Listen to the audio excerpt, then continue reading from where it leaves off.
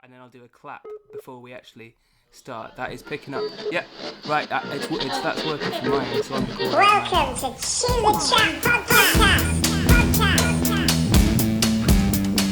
Yeah, all right, on your count. Right, 3, 2, 1. Right, that'll do. Not bad. Nice one. Okay, so how you doing? How you doing, Sam? I'm good, man. I'm surviving. I shaved my head 2 days ago. That's the first. I don't know what the first sign of is, but I'm finding new ways to keep myself entertained, I guess. I've never seen my head with no hair on it before. That was my question. Have you ever done it before? Yeah. Have you ever had that haircut in the past when you were younger? Yeah, I did when I was 10 years old, and I brought a cap into school for the next 3 weeks because I was relatively embarrassed. But I think I've got quite a different facial shape now. At least my mum thought so, anyway. So she reminded me of that particular instance. But yeah, it's all right. I'm growing accustomed to it. I keep getting surprised when I see my reflection in the mirror and think either crab or goyle has snuck into my house. But I'm getting used to it. Last time I saw you, my wife and I, we came to see your York Christmas show, and as we walked in, you'd had your hair cut from the last time I'd seen you previously. So this one is more the lockdown haircut. Yeah, I think there's a lot of people having to endure some home haircuts at this moment in time. Yeah, well, this wasn't particularly pre-planned. Brad, our bass player, is my housemate, but he's currently back in Coventry with his family at the moment. So this was done as a solo venture, out of sort of boredom. And I got back into running recently, so it's become a sort of, if anything, these are like my speed lines. These are racing stripes. Yes. So now I can run 100 miles an hour. It turns out it was the hair holding me back. I'm like a reverse Samson. So how have you, I mean, you joke about running, but how have you been spending this time then? Have you kind of found yourself trying to, I mean, I know on your podcast, which we'll come to, I'm sure, you've talked about sort of the pressures of maybe trying to be creative and put stuff together. I think a lot of us are feeling pressure of trying to make sure we're being efficient and doing things, and at the same time feeling like this intrinsic pull of like, oh, it's nice to actually have some time to think as well. So how have you been sort of structuring your days? And if I can get at my government-sanctioned hour of daily exercise is probably one of the highlights of my day, I'm not going to lie. My friend has written me this running plan so that I can sort of get... I don't know, I always wanted to get a little better at running, and gave myself a bunch of excuses like, oh, I was tired, we were on tour, I didn't want to get lost, things like that. Any excuse, really. Yes. And now I don't really have one. Now I literally need to go outside to stay relatively sane. And so, yeah, I'm getting a bit better at running. I'm reading a lot. I've got a lot of... I've got through quite a lot of books so far, which is nice. And then writing. I'm trying to start the day with a bit of headspace and writing a little. Just like if it's an 8-word poem, or just like a little thought, or just like a weird little joke or a little drawing or something. It's sort of like spurs anything creative on, which then allows me to not feel too bad later on when I'm like 23 episodes into Arrested Development on Netflix. Perfect. Well, listen, I would like, in Chew the Chat as kind of no real format, but what we do like to do is we like to go back, right back to the beginning, where you were born, what were the dynamics growing up, mum and dad, how did you feel as a young kid, and where did you feel like your trajectory started to come? When did you know you were creative, and what was it like growing up as Sam Griffiths? Back in, was it York? Were you from York? Sadly, not. Not that there's anything sad with where I am from. I fell in love with Yorkshire, and decided to stay there after a while. But I was born in Swindon, okay. And then because where my parents met, but they're both from different places. My mum's from Colchester, my dad's from South Wales. Born in Swindon, moved to Dumfries in Scotland, and sort of me and my sister sort of learnt to speak there. So we used to have wee Scottish accents. I can still mildly cling to a Scottish accent, but it's mainly forced now. I used to. There's like videos of us when we were kids, when we had really cute little South Scotland accents, and man, I'd kill for that accent now. You've got a lovely accent. You're very well spoken though, and thank you. Concise. It's lovely. My mum gets a bit surprised / annoyed whenever I say Bath now, because I've lived in Yorkshire for 10 years. Cool. So I've crossed the divide really. I'm sort of in I'm in almost like a no man's land of accents, because I was sort of raised to, I learnt to speak in Scotland, came down to Essex, and then that started to I don't know, mess with my accent a little bit, and then I moved to York, and everyone started calling me posh. Which is fair enough. I think when you move up north and you're southern and you don't talk like Dick Van Dyke and Mary Poppins, then yeah, you're posh, essentially. Yeah. So I don't know. My accent started to change. I don't know if it was consciously or subconsciously, but yeah, northern twang was the word used recently, which I don't mind. It's interesting you say that, and you use the word bath or bath with your mum, because even on this very podcast a couple of episodes ago, I gave a very similar anecdote to my upbringing, because I was born in Berkshire, so my mum's from Windsor, and she's got quite a high prestige that she likes to honour, right? Whereas we moved up to Lincoln, which is the East Midlands, not far from Nottingham, which is where I first came across you guys at the bodega there. So I was kind of 5 or 6 myself, and kind of at school in the playground I was posh because I had a southern accent and I said Bath, but then I would get home and I would say Bath, and my mum would say, it's not Bath, it's Bath, and then I'd be back, you know. So it was I found that quite a, like you say, subconsciously or consciously, it's difficult to know how you're adapting. Exactly. People don't, I think there's a lot hinging on that particular word. I don't know why Bath seems to be that's the real decisive word. People aren't giving the word Bath enough credit. No. And as soon as I keep trying to tell that story to people in smoking areas, but either it's too boring or they're just not listening, so they just think I'm from Bath. And then that's the end of the conversation. So to a lot of people, I'm from Bath. Fair enough. I'm not gonna argue with that. It's a poignant word, and I like what you're doing. So when you were moving around a lot, Sam, were you a kid who was kind of, could you blend in? Were you confident? Were you insular? How was it for you? And you say you got one sibling. You say one sibling, sister?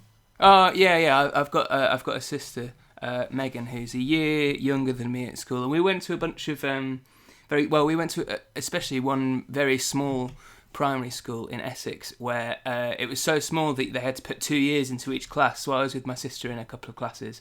So it was, I think there were about 9 people in each year. So I remember, so that was quite a close-knit primary school when we got to Essex, where I sort of spent the last few years of primary education.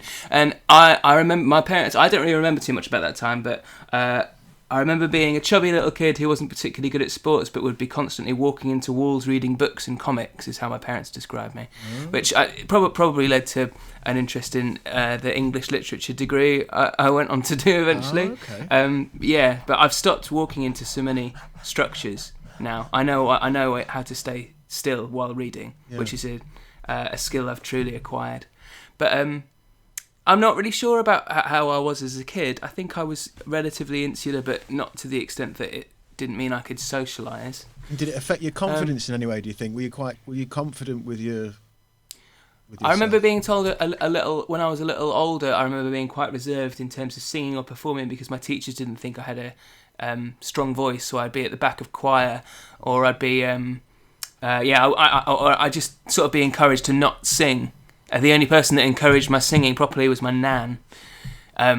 So we'd sit next to, she was a piano teacher, we'd sit in her little study and play Simon and Garfunkel songs and Beatles songs, and I'd sing quietly along, and she'd sort of like give me a nudge in the ribs to sing a little bit louder. That was probably the biggest confidence gain, in my grandmother's elbow.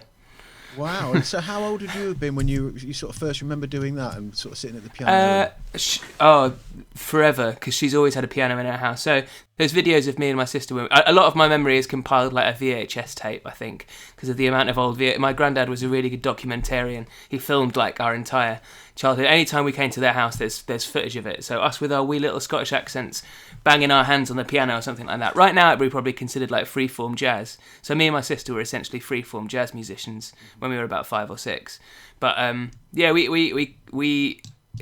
we've always had musical instruments in the house.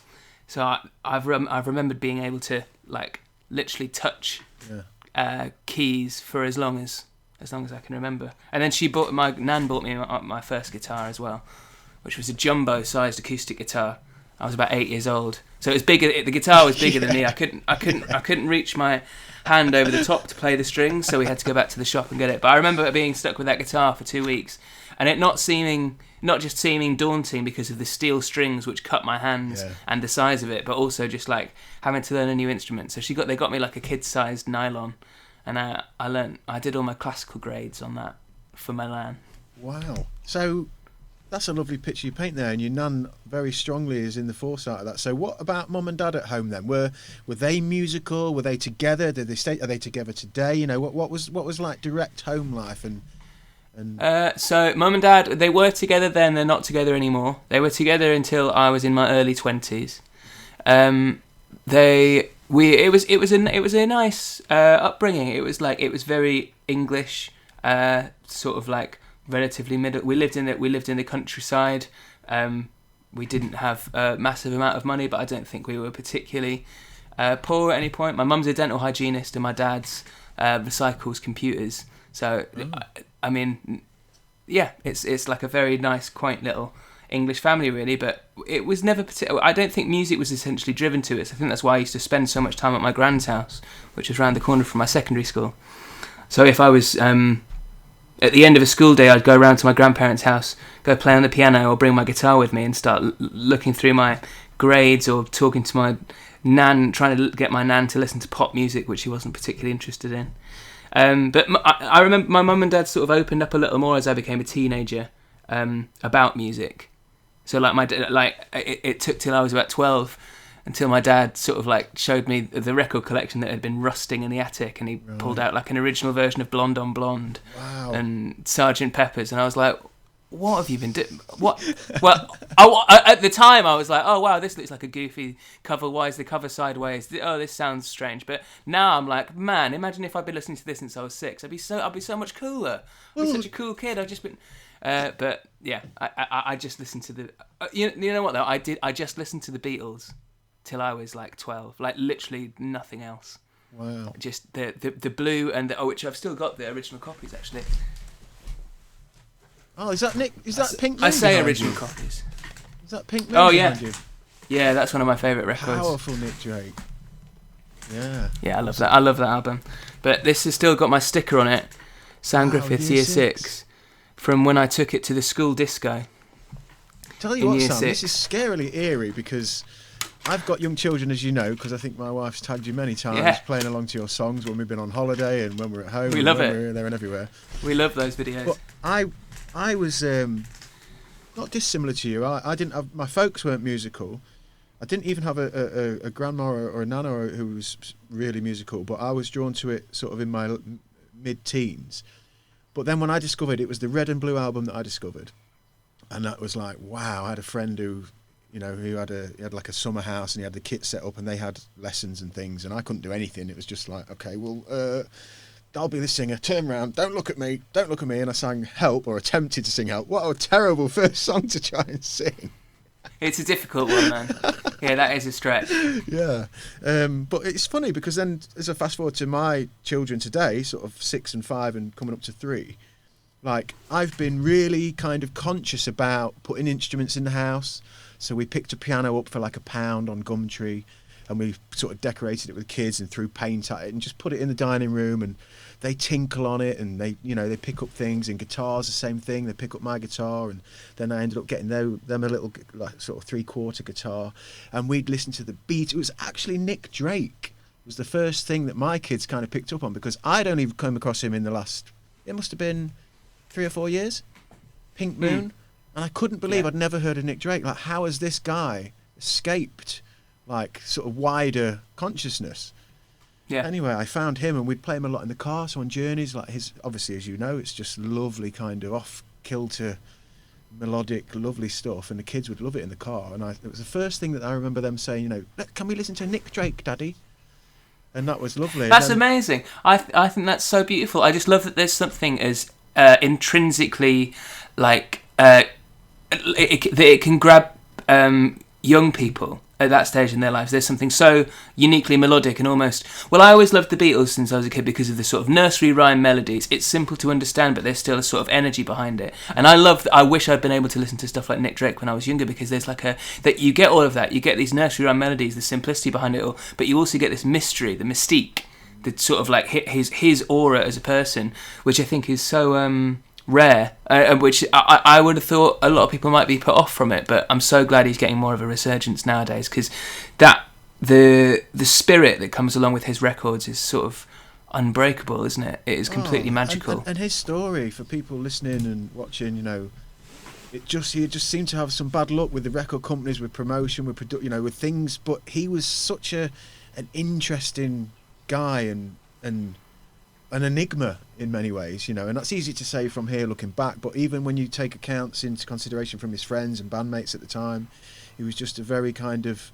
I think he was only 26 or 27 when he passed. I think, wasn't he? He was in that club, but again, you don't hear of him in that name. But no, his music, Riverman and the Pink Moon, obviously, like you say there with the kids, with the Beatles, which is something I've learned this second time round, listening to them. Because obviously when you find them, you dive in, and I'm exploring everything. And John Lennon seemed to be the catalyst that I sort of went down at that time, because he was gone and he was a legend and a myth and all the rest of it.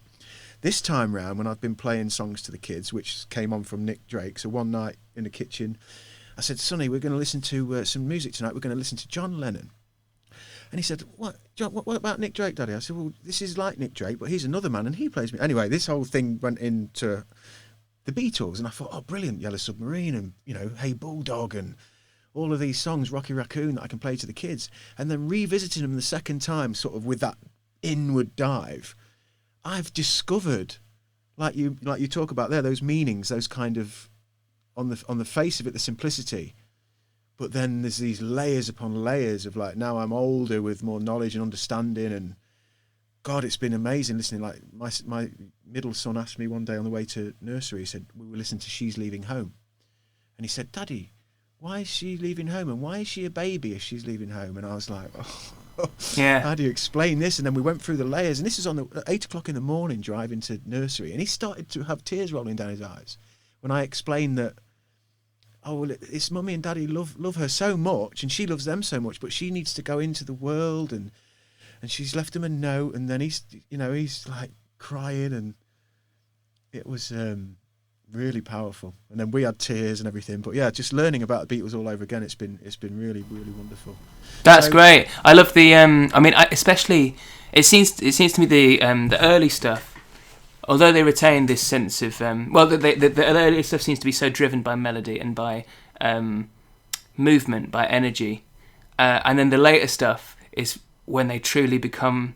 I mean, we sort of see the Beatles transition from childhood into adulthood in a way, don't we? It's like you hear those early songs and they're about love and enjoyment and fun, and they're so melodic that you sort of don't necessarily need a whole bunch of meaning. And then by the time you get to the mid-60s and they're starting, I think they've almost become a little bored with just having melody. They realise there's so much more that you can say in a song. So yeah, you get songs like She's Leaving Home, and you get the breakup ballads as their lives start to become more and more complicated.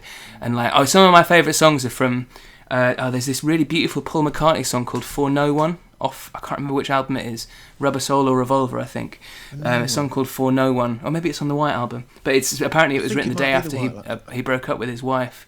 And it's just this little easy ballad on the piano. It's just one of the most beautiful songs I've ever heard. And you can tell that they're adults, like kind of suffering in these like immortal teenager bodies, because they'd been so famous since they were in their late teens, early 20s, that they were sort of stuck as these people, but their lives were evolving at such a rapid rate. So all they could do was write about it, and they just did it so well.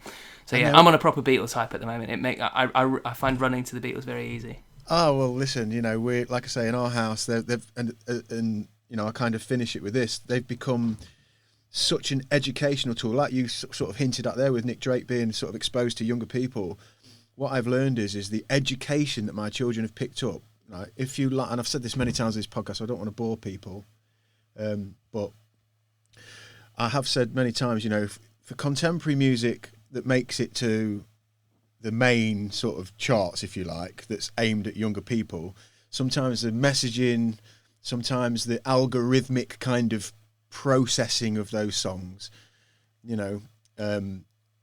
is a subconscious lesson or a subconscious message that's going in young ears. And what I've noticed with the kids is, having listened to the Beatles, the questions they ask, the perspectives they're building, the kind of understanding they're developing through the lyrics, through asking questions like, well, why is she leaving home, and what does, and why does Paul blah blah blah, and why is John, really, really interesting education. So it's been fascinating, and we had probably a full-on 18 months of just Beatles, which you'll be happy to know transferred into the Howl and the Hum, and Sam Fender Oh, good. being the we can't get them off the record. So there's a transition for you.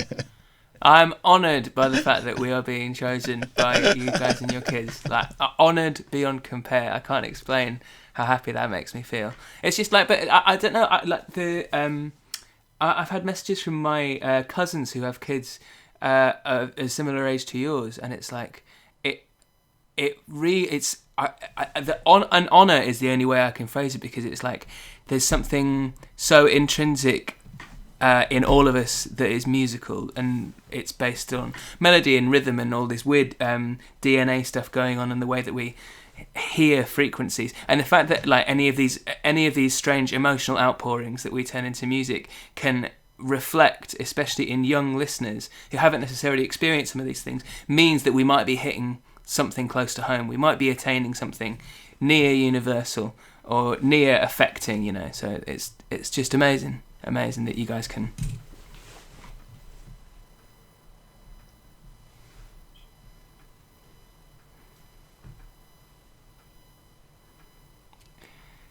Yeah, it is. Yeah, terrifying. The CDs turned up yesterday. Yeah. Terrifying. It's one of the strangest things. I don't know. I've sort of been trying to ignore it since being in isolation. It seems like normal life is just like someone's changed the channel on normal life, and we're watching something completely different at the moment. So this doesn't quite fit into the timeline. But then all the CDs, all the press CDs arrived that we've got to send out to newspapers and magazines and stuff like that. And it just became very real. It was like skidding back into the right lane on a very busy motorway. So I don't really know how to deal with it at the moment, but it's very real and nice having something tangible to hold on to, which I guess has been the aim of making an album in the first place. Having a collection of songs that are ready to be able to play to people is great, but having the actual physical documentation that you've done it and things that people are going to be able to hold in their hand is really terrifying. And that's just the CD. The vinyl hasn't even fucking turned up yet. So. Well, again, sort of harking back to once upon a time, you know, picking up a record, running back home, sticking it in the hi-fi or on the player, laying back on the bed, opening who played this and who played on that and who produced this, and that's a magical thing, isn't it? And having that physical thing is something that in our generation, our time we're in now, is slipping further and further away, and I think it means more and more and more, which was leading to me what I was going to say to you now. So your record's coming at the end of this month. We'll come to that. I think the 29th of May is the album. That's the one. Yeah. And you've got a single tomorrow, 27, which has been as the time of recording is Friday the 1st. Is it the 1st? Yes, that sounds about right. 31st. Oh god, I've forgotten the days. Yeah, tomorrow's the 1st, isn't it? Tomorrow the 1st. So there's a single 27. So taking it back, Sam. So you've come through school and you've got your nan sort of leading you through music. You've discovered music. You understand. You love music. How old are you when you first say, right, I want to do music. I'm going to make a band. I'm going to write a song. Or, you know, again, your podcast, Dig In, you're asking people about the first songwriting experiences. So how did it occur for you? I remember, so I went to York for university to do English and philosophy. And that was the first, I guess, attempt at identity that I had.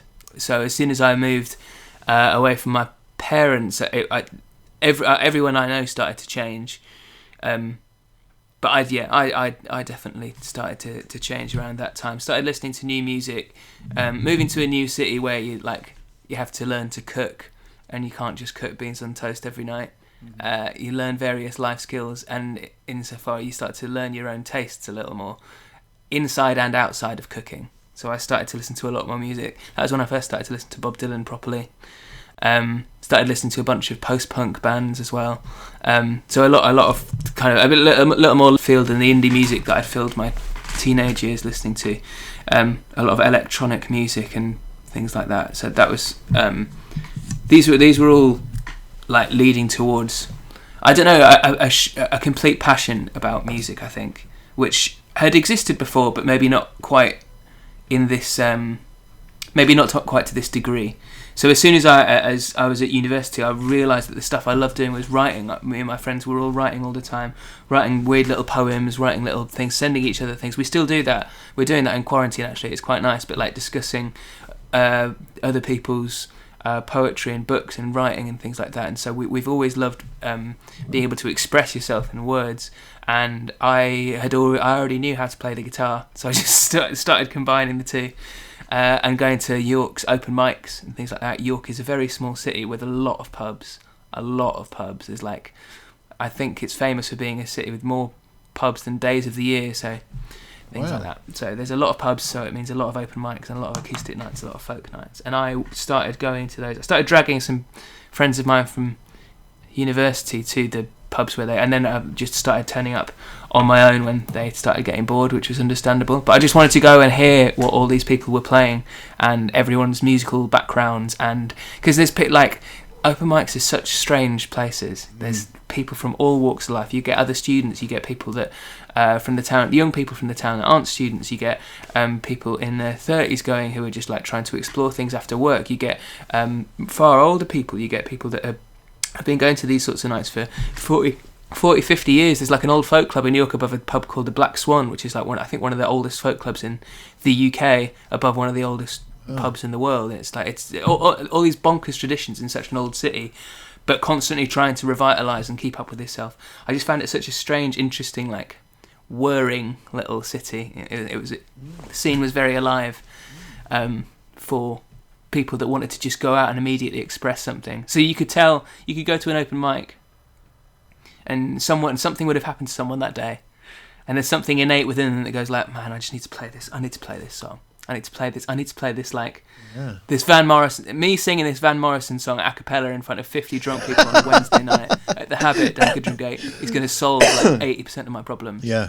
And it does. And it was kind of cathartic it? for a lot of people, and I loved that. It was like, it's not just people showing off; it's people like trying to get something out of them, and I loved that. It was like free group therapy with a guitar or a mandolin or something. I love that. And so, when do you remember your first time of saying, "Okay, I'm getting up there"? There was one a bar in York called Dusk. They still do busket. Well, they don't at the moment, but as far as I know, it's still continuing after lockdown. Busk at Dusk every Sunday night, run by Dan Lucas, who's also a very good singer-songwriter called Boss Kane. And that was that. It would go on till 2 a.m, so involving quite a lot of drunken performances, as you can imagine. But yeah, I still play at that. That's probably the first one I ever did, and I would have done some songs by the band I was in when I was a teenager. I was in a band called Videotape, which is like a little acoustic indie band. So I would have played some of their songs, but on my own for the first time. I remember it being nerve-wracking at the start, playing your own songs and not just playing covers. I'd played a few gigs when I was a teenager, so it wasn't exactly the first hurdle, but I don't know if I'd ever taken it seriously. That's just wanting to play a gig when you're a teenager is like, kind of taking your first steps again.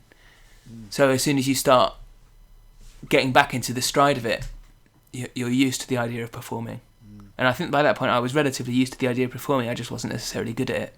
Yeah. So doing like 8 open mics a week, I think definitely helped confidence in terms of performance. Well, I mean, because the combination of that and alcohol, we'd go out drinking, I'd play some songs, you might be able to get a free pint for performing, and then which is like gold at the end of a rainbow, isn't it? When you're at that point. Man, when you're a student, like literally inject it straight into my veins. We used to go and do like 3 open mics a week. Yeah. For the pints. Yeah. A night, sorry. Not a week, a night. You do 3 in a night, there'd be like a little trail, and you could get a pint at each of them, and then you start to learn all these songs, and you hear other people's songs, and then you see people forming bands on the night and things like that. So that's how I met the band that I'm in now, through going out and drinking excessively and trying to get free pints for playing, and accidentally learning things about music. So when you as you allude there to meeting the guys now in the band the Howl the Hum, and you painted a lovely picture there of kind of, the kind of normal inroad. You get together with some friends at school or when you're younger, and someone can play the bass. Can you play the bass? He can play the bass. Brilliant. Right, you play the bass. I'm going to do. And you sort of make that noise, and it's amazing. It's just amazing, isn't it? You can spend all day, all weekend just clattering around and coming up with the song or the cover or getting that cover right. Then you make that progression into, like you say, sort of maybe getting a bit more serious with your songwriting, and as much as you're doing the outward exercise of writing the song and playing the guitar, something internally is happening as well, isn't it? Because as you mentioned, the catharsism of whatever that feeling is or emotion, experience is starting to come through. And again, as you alluded to, you start to get sort of more comfortable in the tracks of it, you know, in the stride of it. Then you meet these other people. So did you, with the guys, when you formed the Howl and the Hum, was that like a gradual thing? Were you already confident as a songwriter and you were kind of like, right, I need to put this together and this would be perfect with whoever came first, you know? How did that all sort of unroll?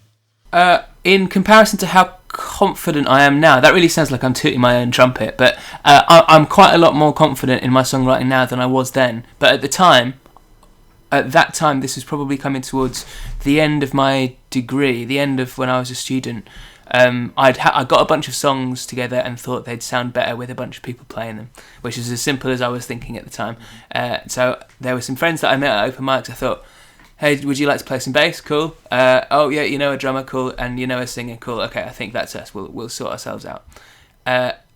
Now it's like it does feel like a different band, though a lot of those members are still in it, but it feels like I was a folk singer essentially. I was playing an acoustic guitar and playing sort of strange little alt folk ditties, a little more similar to Nick Drake. Say Nick Drake, Sort of Nick Drake, Bob Dylan, I don't know, Laura Marling hybrid, I guess. I was really into that sort of Laura Marling scene. And then it started to evolve because I just started writing more and more, and the whole time I was listening to more like a lot more post-punk. So I'm really into The Fall and New Order and Joy Division and Nick Cave and all of these bands who started to introduce a bit more of a darker atmosphere into the songs. And so as soon as I could embrace that and learn how to write like that, or learn how to try and mimic these people, that darkness started to appear within the songs. They didn't start to just be about love and romance, and they started to be more about loss and about what it's like being someone struggling at that age. What it's like to, like, I tried to encapsulate struggling. I started writing about writing for a little while, which I wouldn't necessarily advise. But so it just started to build a little more. It started to roll on a little more and started to snowball into a bit more of an idea of what it was, I think, which is now why I feel a little more confident, because I guess that's just experience. That's just it's the 10,000 hours rule as well, isn't it? You know, when you've put that grind in, you know, and you've really, and especially in any kind of art and any kind of creative, emotional kind of release and letting it go out into the people, you know, for response, like that's such a delicate thing. It's such a personable thing, and if we all want to be adored in some way or another, whether that's just simply being happy in your little home or whether it's being on that stage in front of however many people and they're understanding your song and it's meaning something to them. So for you at the point you're at, which I won't fast forward too quickly because I want to get there sort of more incrementally, but you're at a point now where, you know, your dues are earned. You know, your songwriting, your band, you know, the how tight the band is, the uniform of the band, like all of that work, all of those efforts, all of that journey is clearly resulting in paying off. So I guess that lends to your confidence, that lends to like, yes, because we're all kind of imposters in our own skin to a degree as well, aren't we? It's like, you know, is this happening? And I imagine, as I say, we will get to like that feeling of you start to think, oh God, we're at this level, we're at this level, we're at this level. That must be a strange experience as well. So before we get there, you know, so you've done, you're in the open mic nights, you've had that kind of idea. These songs will sound better with these guys. Take us to the point when you're in a room, you're in a rehearsal room, and something clicks, and you go, wow, you know, this is really good, and this could be something. Well, I guess it started out as being me as a singer-songwriter supported by a band, and then the real change came when it turned into a band with a bunch of songs, which is something I think we were always nervous of. There's so many bands that we love the sound of, and then you keep listening, and there's like not too much of a there's not many songs there. And I love songs. I love there being like a real push, a really exciting spark. You can hear an idea being drawn out. I love hearing that. And we were always worried about just being a sound. So we were proud to have a bunch of songs ready. And I think that being able to form itself well, being able to form those songs as a band was really important to us, because it meant that we had like the strength of a message behind us, and it wasn't just like an idea dressed up. It was a fully fledged thing. It was already in existence. So that was really exciting, being able to have these songs that we could then continue with and work with and give life to, breathe into.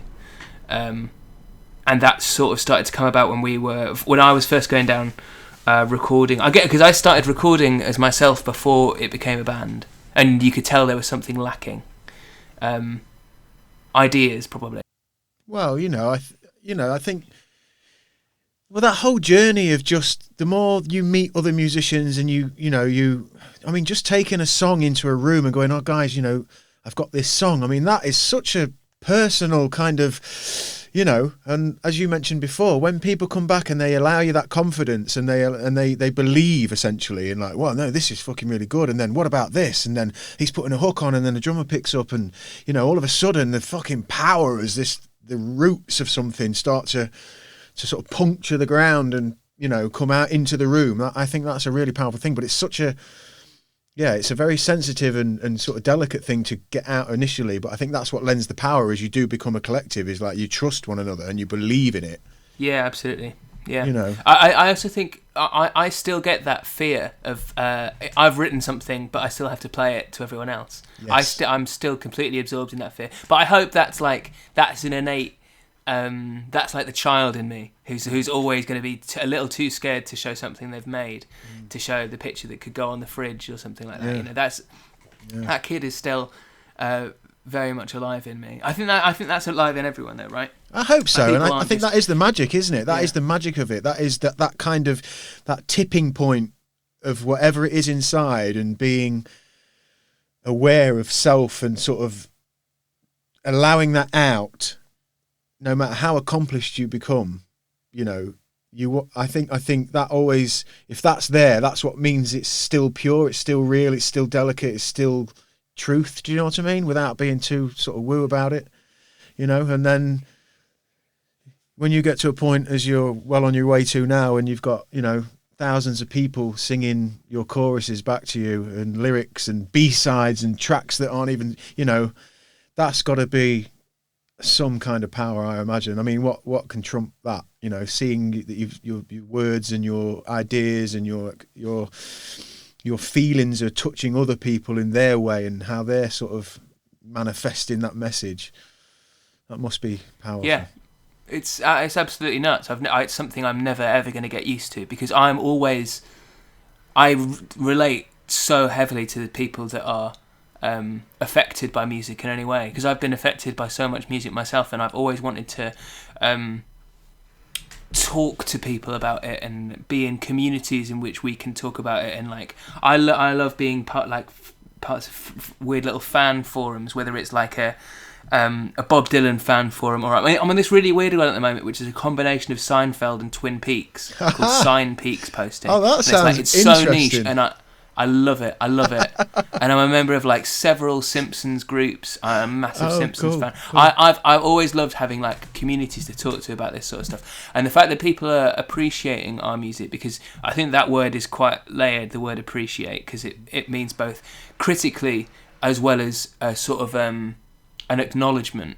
We are being acknowledged by people, which I think in itself is a compliment. To be able to have your art acknowledged by anyone else means that it wasn't just cathartic for us, which I guess is its initial endeavour. It's not just cathartic for us, it's sort of passed over to other people. As soon as we've finished writing it, as soon as we've finished recording it, it then becomes everyone's. So the fact that other people are gleaming anything from it at all is real life magic for me still. Like you say, hearing people sing back the songs, or people coming up to you after shows and saying that certain lyrics mean certain things to them, is just I can't quite put into words how it almost feels like my job is done, but I know so much that I want to write so much more. But the fact that these people are saying these things mean they're little milestones in my day, in my do you ever have life. Do you ever have the fear, Sam, of the magic of something, the finite kind of nature of existence in itself, never mind, a career in pop music, let's say, because the way you got, not necessarily as a sound for you guys, but your universal appeal is pushing you more and more towards that wider audience. Do you ever worry with like thinking, oh, you know, do I say everything? If we break through in those first 2 records, those first 3 records, have we said it all? Have we given it all away? And does it then become just a routine of itself? Do you ever get that fear? Do you ever think, oh God, will it become does the dream get made and then what kind of thing? Or are you quite measured with that? Yeah, no, I get that fear. I get about 8 different quite terrifying fears a day. That's definitely one of them, don't worry.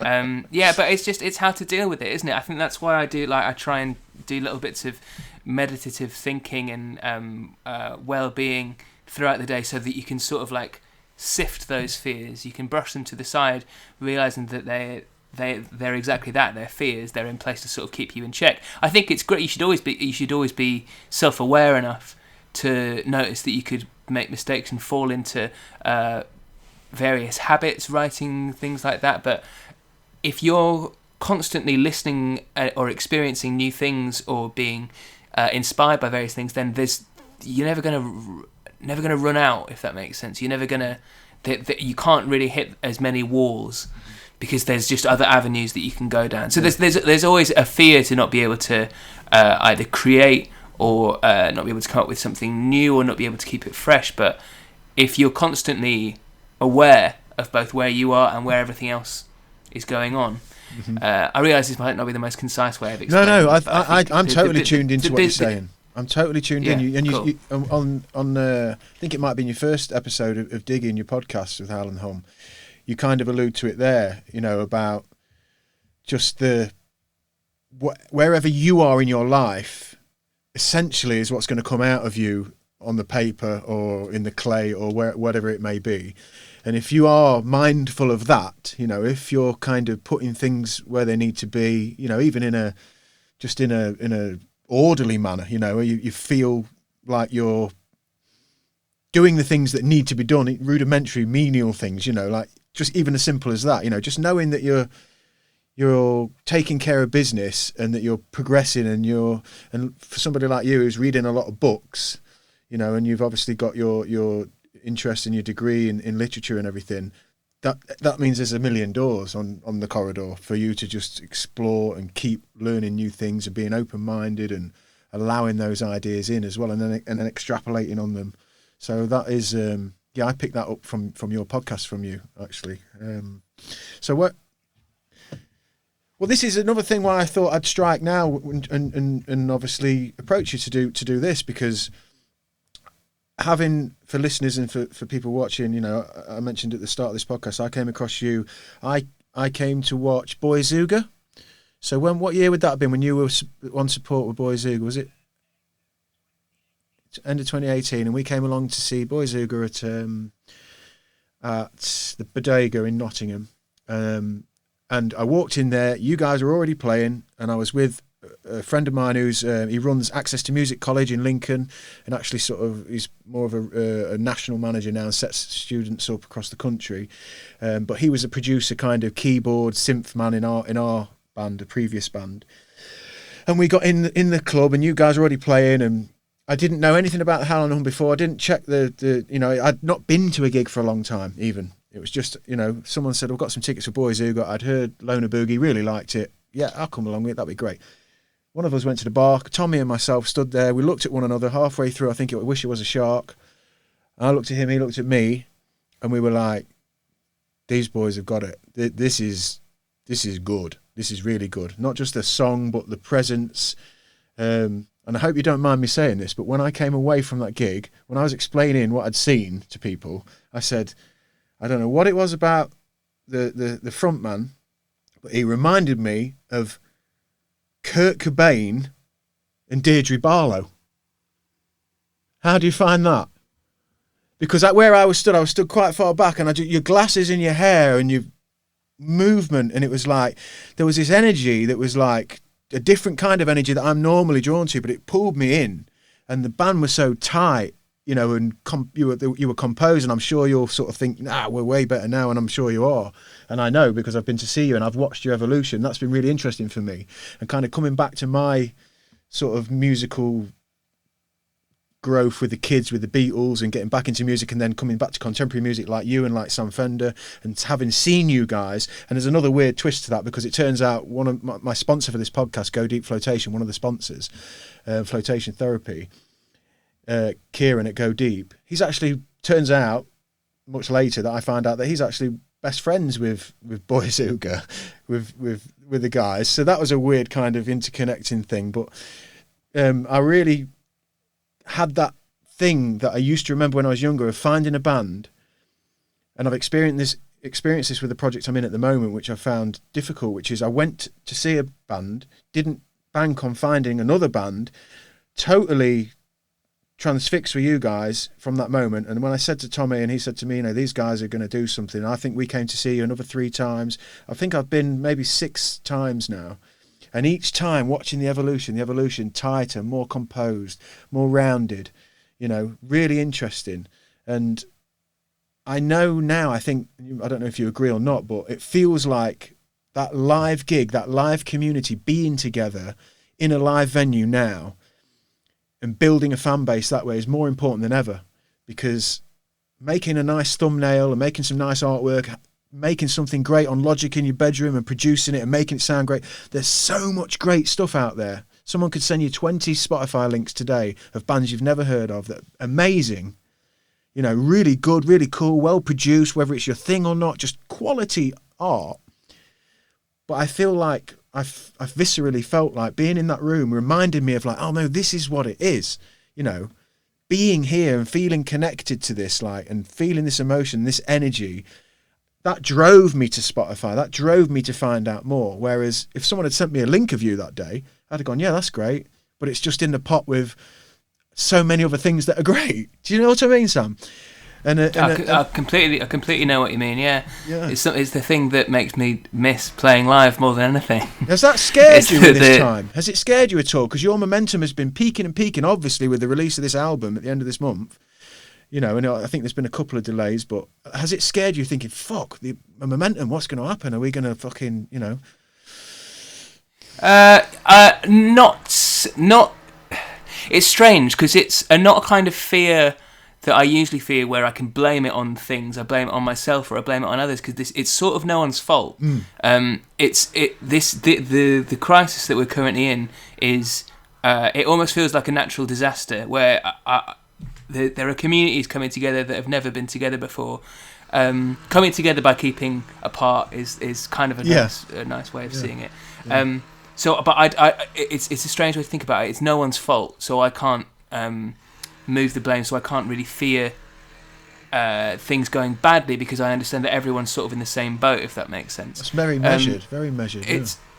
But in the same sense, there's sort of not the same amount of pressure, because everyone knows this is happening.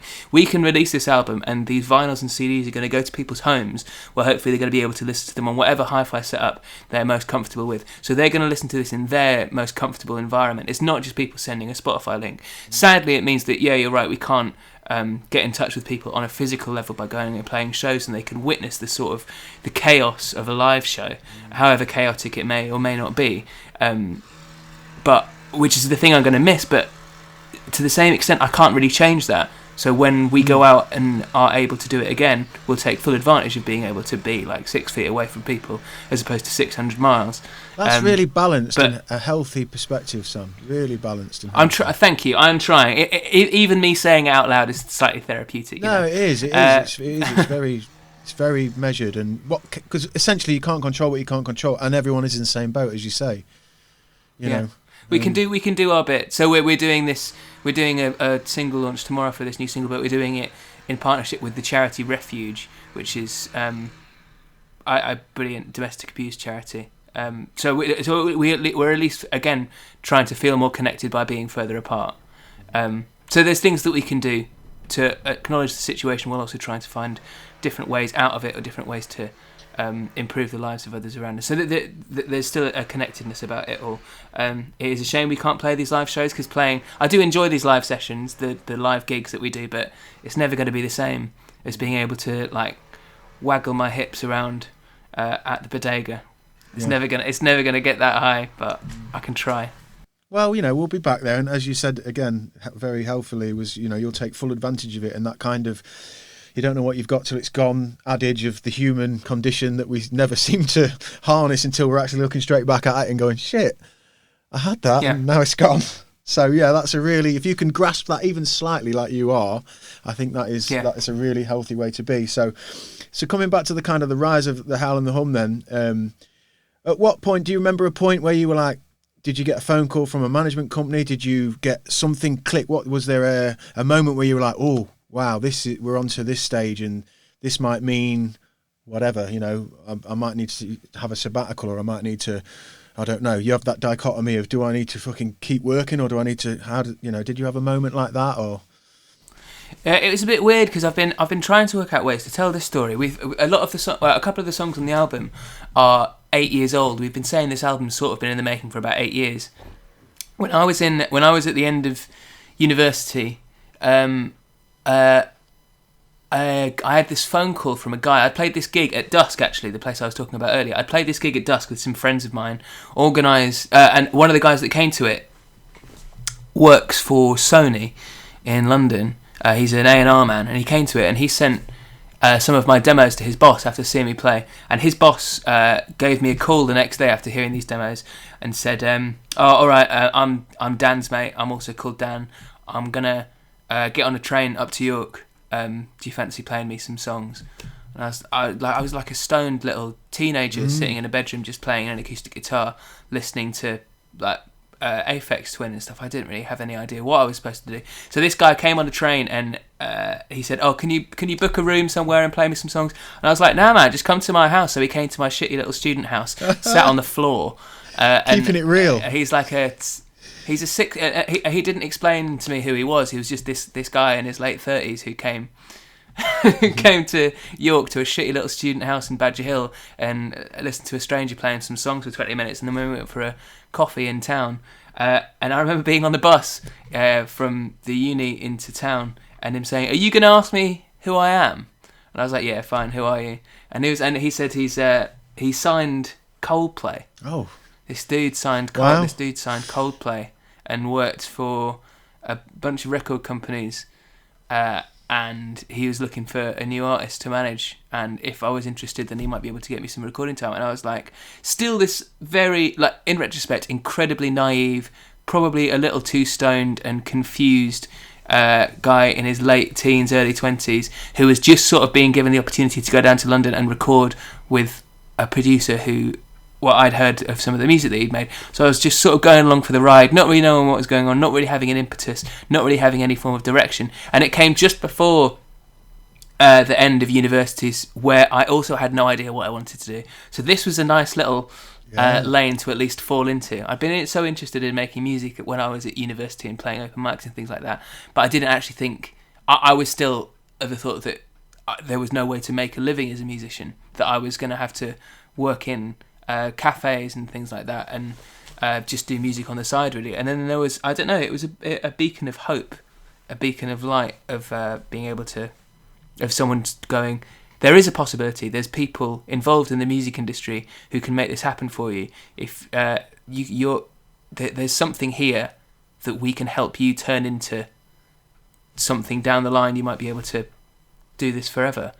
And that was a moment I didn't realise how important it was at the time, of having a very tall man come and sit on my student bedroom floor. And then he set me up with a producer called Jimmy Hogarth, who's a brilliant producer who did Duffy's records. Right. Yep. Worked with Amy Winehouse and all these like amazing pop singers and stuff. And I went down and I wrote a few songs with him. Started to get some demos together, but I was still unsure. I was listening to some of those songs the other day, and they make me fucking cringe because of my voice and some of my lyrics and melodies and things like that. But this was again still at the start of my education, really. Mm-hmm. Getting to go to these studios with these. I worked with a few different producers, a few different songwriters, and getting to see not just each room, each session musician. Oh, in one of the first. Oh, this was bonkers. But in one of the first ever sessions I went down when I was still working as a sort of as a solo singer-songwriter, trying to get some work together to see which direction we could go with it and how we'd release it. He pulled in a favour for a session drummer of one of my of a new song back then. He pulled in the drummer from The Cure. Oh, that was his session drummer. nice. I was like, that's a fucking flex. Yeah. If I'd ever seen one. Yeah. So that was amazing. So we had the drummer from The Cure in to play on some tracks that at the moment still remain unreleased, but we might do something with them one day because it's still got my voice on it. It's some old songs that I'm not particularly embarrassed by. But yeah, that was with Jimmy Hogarth, who is a great producer. Well, it seems like your spirit, and I like that. I love that kind of purity of, because I feel like when I look back and when I was doing music, I can remember thinking about throwing televisions out of windows and being a rock star on a speedboat, you know. And I think that shuts the door before you even get out of the room.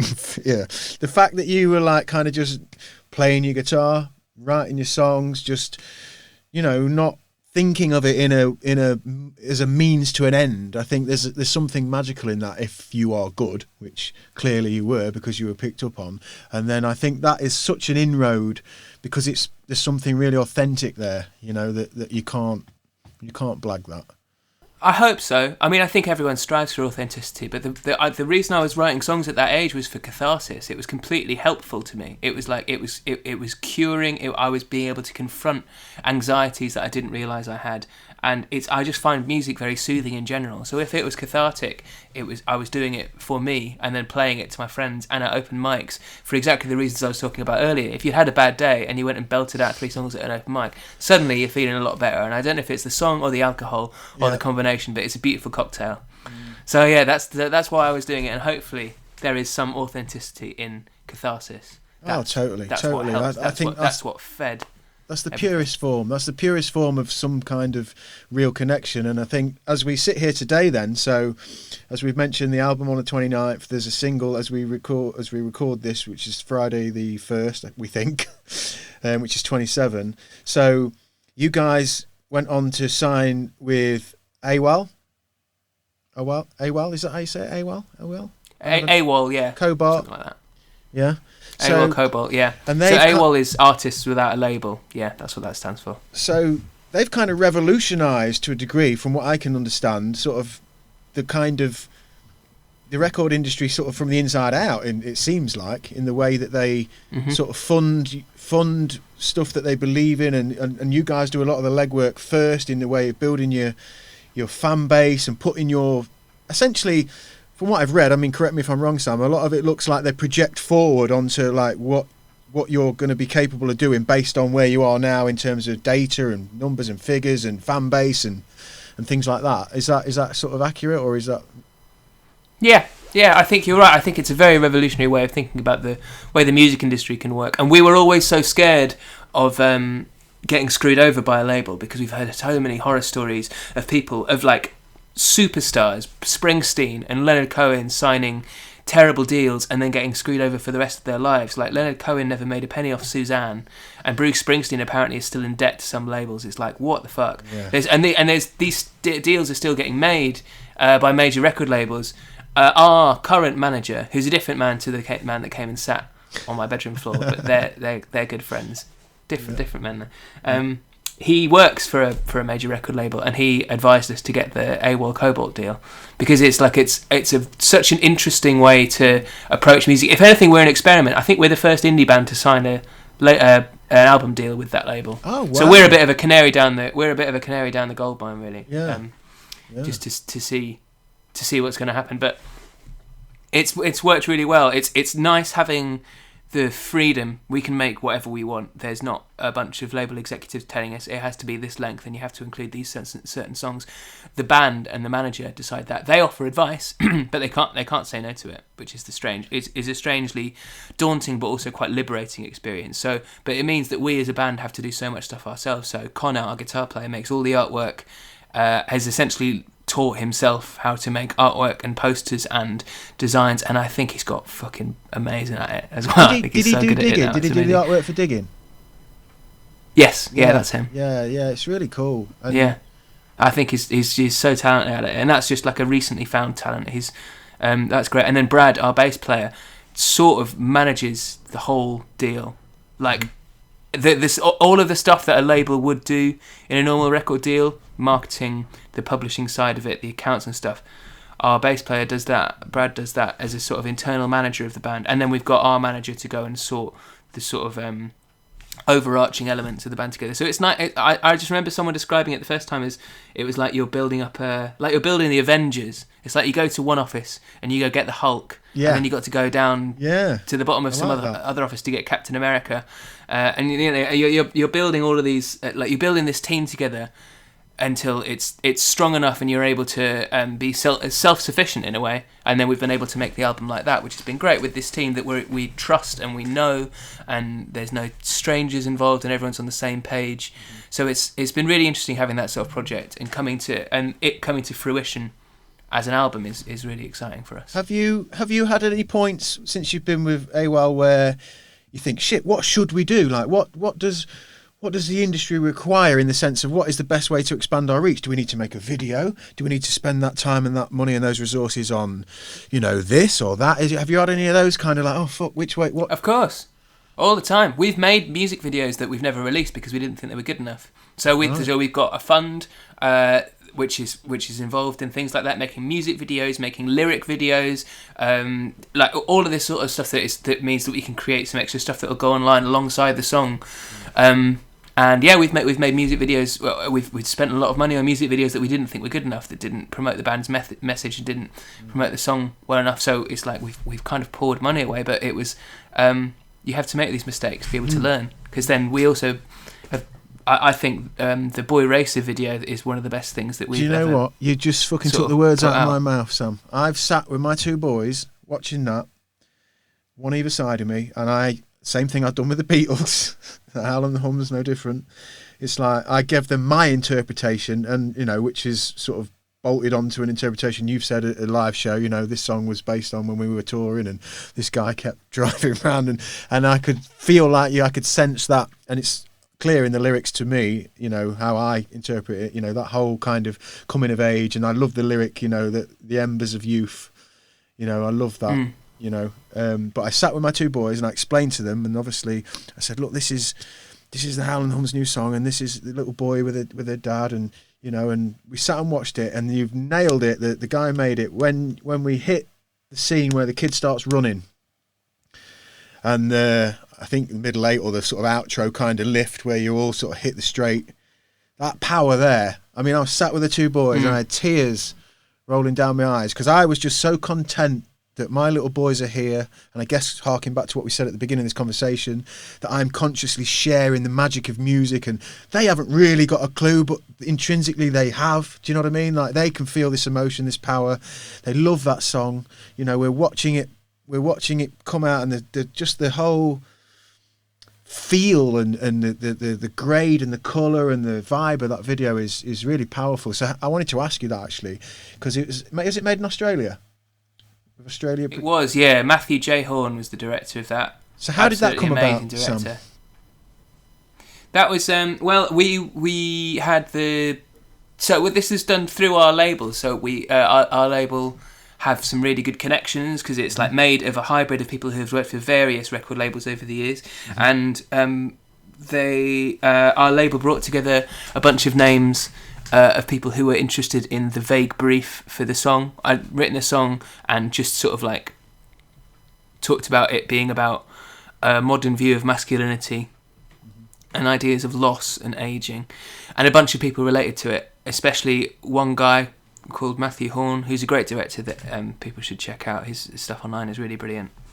He related to it really strongly and had all these strange little connections to it, which I'd never have guessed. Which, like, I think his dad is also from South Wales, like my dad. And when he heard the song, he immediately related it to his own upbringing in rural Australia, which I found so oddly fitting compared to the fact that it's set on the Orkney Isles in Scotland. So I love that it's done that universal thing. It's spread so perfectly and means something so different to someone so different, but it's the same emotion. I just found that the best. And then he went and made that film, and it's like it's an auteur-driven film. We take no credit for the fact that he's gone and made that film and found Jaden and his dad, who's the kid in it, and made just a beautiful little film. So we can't take the credit, but we're just so glad to have our name. Well, no, but associated with it, you come back to that. You came back to those roots there of connection. You mentioned it when you said about working with AWOL and the guys and no strangers, and kind of everybody knows one another and there's trust, and having those connections with Matt, like that, you just can let it fly. And when you've got that kind of trust, I find it's exciting because you can't wait to see what comes back, because sometimes you can collaborate and you can feel like, oh, I'm not sure, and is it going to be awkward to have to say, oh, it doesn't really, and to have what you've got there, which comes from that connection again, comes from that kind of trust and truth of it, which is where you get that, whatever it is, that, like you say, that universal connecting thing. I think it's that video, I thought, wow. And also Human Contact as well, I thought that was great. I thought that was brilliant. I thought that really captured, like, I guess where human contact's going generally, I thought that was brilliant. Well, I don't want to hold you up for too much longer, Sam, because I've had you for nearly an hour and a half. So I thank you so much. I appreciate it. The Howl and the Hum are on the ascent, and I'm sure most people listening to this are already there. So where can they find you? What are you going to be doing when we get locked down? I guess you're going to be hitting the tarmac and playing as much as you can and getting, have you got plans to be supporting anyone? Are you going to be touring with people supporting with you? What's the plan? Well, it's all a little up in the air at the moment because we don't really know what's going on. But yeah, we've definitely got plans to tour. We're supposed to be. It's very annoying. Brad is very organised to the extent that he keeps telling us which beautiful European city we're meant to be in today. Yesterday was Paris.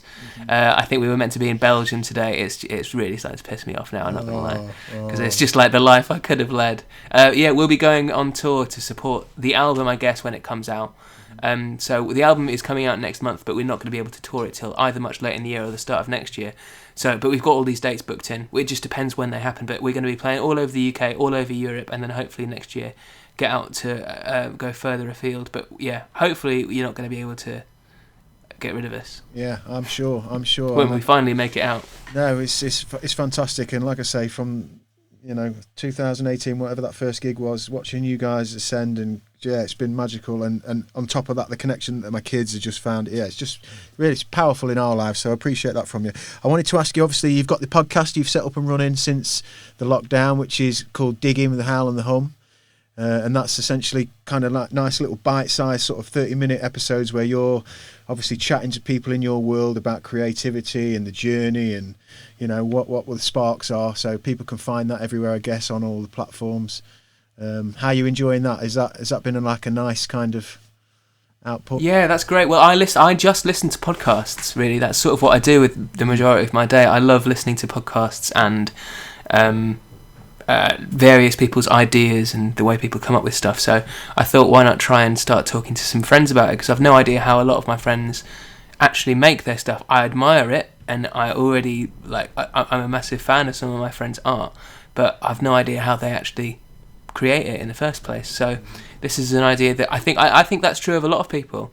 There's a really beautiful I've got a great book called Songwriters and Songwriting, where one guy went and interviewed every songwriter who's anyone. It's like Paul Simon, Bob Dylan, Neil Young, Leonard Cohen, Joni Mitchell, and it goes up to the modern day, so the people that are writing Beyonce's songs, Beyonce's in there, stuff like that. It's a bonkers book. So I've been reading that. Oh, awesome. Well, they were my next couple of questions. And trying to utilise some of those questions. So that was my next couple of things I want to ask you on as we leave. Podcasts you're listening to, books you're reading, and albums you're immersed in. We've kind of covered a little bit of all of them, but if you can give us a couple for listeners and then yeah, of course. I just finished a really beautiful book called We Don't Know What We're Doing, which is by a Welsh author called Thomas Harris. That's really excellent. That's a really beautiful book. Series of short stories, all set in Caerphilly in South Wales. He's got a sort of Welsh not Raymond Chandler. What's his name? It's like a classic American short story writer, but sort of set in Caerphilly, which is really great. And I've just started The Satanic Verses by Salman Rushdie. I don't know why. Wow. And I keep coming across, this is the thing I come back to most, which is a Calvin and Hobbes collection. Oh, It's wow. just it's so beautiful, like the old American comic by Bill Watterson, and it's so beautifully drawn and coloured. I just love it. It's great, and they're all like oddly moralistic, and they're like frighteningly intelligent for what were essentially comics aimed at kids, but it's got that sort of Peanuts vibe about it, but with a little more philosophical conundrums. Awesome. So I really love that. And podcast wise, I really love Adam Buxton's podcast. And I was going to say, because the jingle, you've got that jingle element in yours, and I thought, I wonder if you must be listening to Adam's. Oh, of course. Yeah. I've been an Adam and Joe fan for years and years and years. I love those guys. Yeah. And I listen to Today in Focus by The Guardian, but sometimes it depresses me a little too much when I get a little too real-worldy. Mm-hmm. So then I remove myself and listen to Athletico Mints, which is Bob Mortimer's fake football podcast. Yes. Yeah. That is just I went to see it live just before lockdown. They did a live tour, and I went to see it in Leeds, and it was just brilliant. I love Bob Mortimer. I think he's the funniest man on the planet. You must have been catching Train Guy recently then, yeah? I love Train Guy. Love Train Guy. All the incarnations of Train Guy are great. Yeah. I love that. Music wise, I'm just gonna have to check my Spotify to see what I've been listening to recently. But Fela Kuti, I've been trying to get into Fela Kuti because it's a name that has just been so infinite in all of my influences. Like he's done recording with Talking Heads and things like that. That's how I sort of started to find out about him more. And listening to his sort of like these like 12-minute jams, it's so good. It's crazy. It's so inventive and oddly like hypnotizing in a way. So yeah, I've been listening to a bit of Fela Kuti and Peggy Lee, the old American singer. All right. She released an album in the late 60s that Randy Newman orchestrated, and I'm such a massive Randy Newman fan. It's called Is That All There Is? The album. I've been listening to that album a lot. It's just fantastic. Okay. Been really enjoying that. We'll link this stuff in. I'm going to put links into this stuff so great. In the podcast you listen to. So people can, because I'm sure a lot of Howl the Hum fans will be listening and be intrigued to see what's going on between your ears and behind your eyes.